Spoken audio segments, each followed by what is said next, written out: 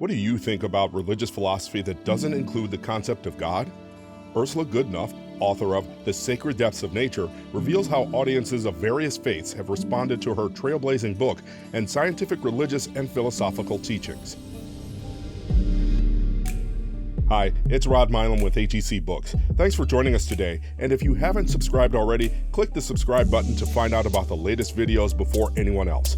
Now, let's hear more from Ursula Goodenough about how audiences react to the sacred depths of nature.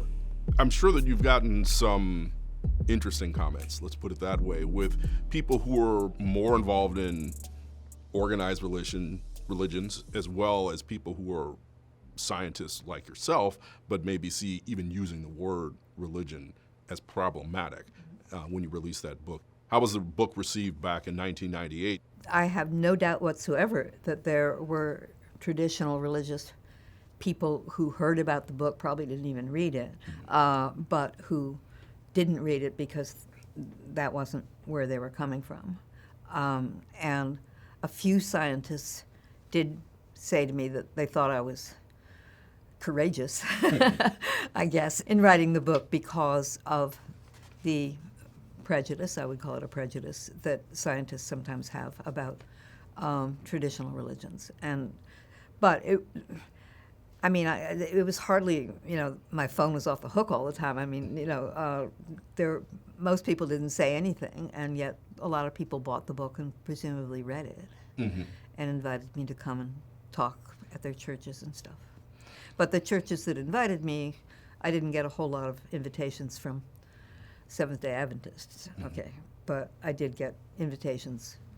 Interestingly, the Episcopal Church has been very interested in it, and of course the Unitarians. What kind of questions come out, and how do you answer them from a scientific standpoint as well? Well, I guess the most poignant story that comes to me when you ask that question is that one time I was doing this in one of the Episcopal churches in St. Louis, and I was asked to about 6 different congregations, so the word got around.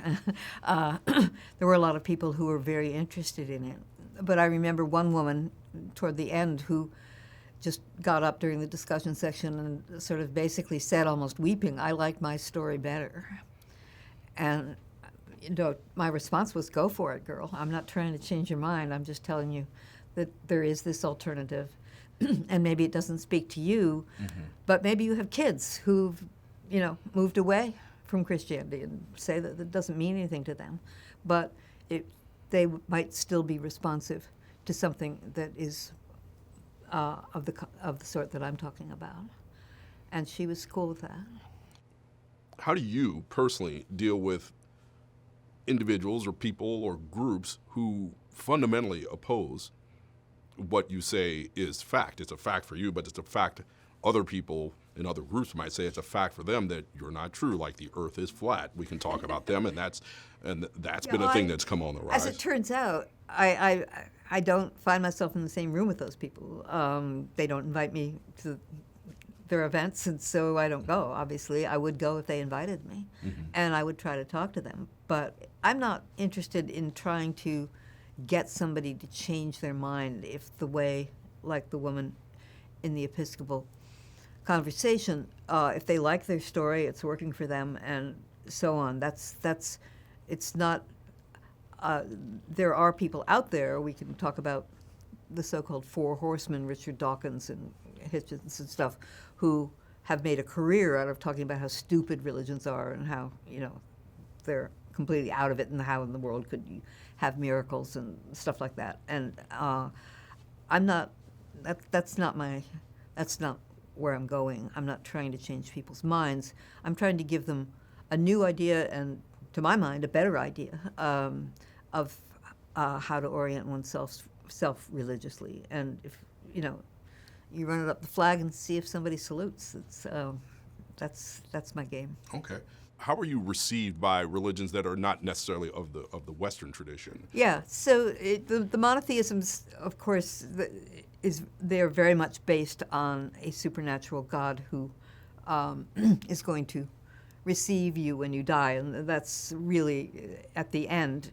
That is the part of the monotheisms that people keep coming back to. I mean, it's the Jews have their own sort of ethnic identity with that.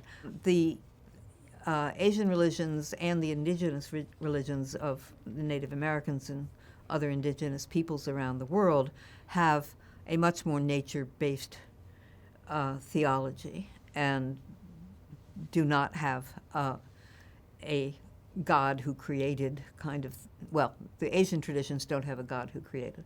They do, however, have aspects of their understanding that are difficult to reconcile with scientific understandings, one being reincarnation, another being karma, which is, hard to measure, and the indigenous peoples, while they don't have a monotheistic gods, they have lots of spirit peoples and earth peoples that pay attention. And there's, in lots of the religious traditions, the ancestors, after they die, have powers over the people who are still living. So I find all of these traditions and understandings really interesting and everything, and I say in many places in the book that these are understandings that we should cherish and hear and tell, and they're part of our culture just as much as our literature and our music. They're part of who we are. At one point, I was invited to go to Dharamsala and meet with the Dalai Lama and his monks in a program where someone has given the Dalai Lama funds to bring scientists in to talk about things. And usually these conversations are either about, cosmology, that's of big interest to him, or neurobiology, so how the mind and brain work. And neither of those is my field, but the week I went, they were talking about evolution, and so I did talk about that. I go to whoever invites me, and I don't push myself on people. They have to sort of discover me, and that's happening more and more with time, and not only because of my two books, but as I said, there are others who are also very interested in this, writing their own books, writing their own music, performing their own ceremonies. So I think in the book you even mentioned that there needs to be a common language of all the people of all the earth, of around the earth, with different from different religious backgrounds, but we need to speak about common terms. Is that what you're calling for in the book, or is that what you hope happens? I call for it, and I hope that my call is heard. The idea that I try to promote is that there are lots of things that we humans have to deal with that are planetary in nature, the obvious one being climate change, but there are many others, war, ocean pollution, it goes on, and that these conversations, it seems to me, lack a commonality. They're people coming in from different faiths and different countries and different understandings, and that were it the case in this hopeful scenario that these conversations were infused with an understanding of how the planet really works, that there might be better consensus and wiser decisions being made. So you're hoping that your book is a pathway to that, or just what? Well, not my book. I mean, this orientation in general. I see this as a voice. There are many others who are now writing books in the religious naturalist voice that tell it differently. I mean, that's one of the nice things about this orientation, is that the Bible, if you will, is our scientific understandings, and they are mutable, they are evolvable, they're not fixed. You don't have to believe in them, you just have to take them in, and then your responses to them might be quite different. My responses are not the responses of a number of other people who've written books along these same lines. So are you hopeful that that kind of common understanding of scientifically or common language that people can use when talking about this subject can be achieved? I think that we're still even currently involved in COVID-19 pandemic, and the various responses to a very urgent and acute global crisis were dealt with very differently, even within this country, let alone other countries, and how each one dealt with it. I totally agree with you that we're not there yet. Part of that is, of course, we can go back to education. So, most of this is not taught in schools. Sometimes when it is, it's taught wonderfully and creatively, and there are fabulous science teachers out there who are busting their butts to communicate this stuff. But lots of kids think it's boring and too hard, and it's just not. We're not there yet, but you just keep trying. Do you have hope that it's going to get better? Yeah, I'm a hopeful person.